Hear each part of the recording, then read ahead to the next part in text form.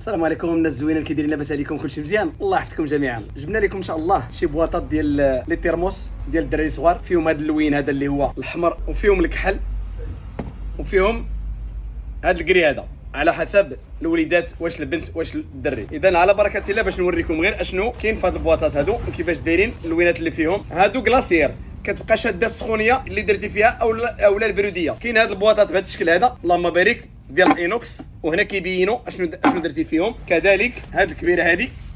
اذا عندك جوج ديال لي بواطات بهذه الطريقه هذه كلاصير، كيحتفظوا على البروديه او على السخونيه اي حاجه درتيها فيها، زائد ترموس ديال اي حاجه بغيتي ديرها هنا، اما الحليب اما اتاي اما قهوه اما الماء بارد اللي بغيتي، كتحتفظ على البروديه وعلى السخونيه. شي حاجه مزيانه بزاف عند محل ديالكم ديال سيبوس اكادير.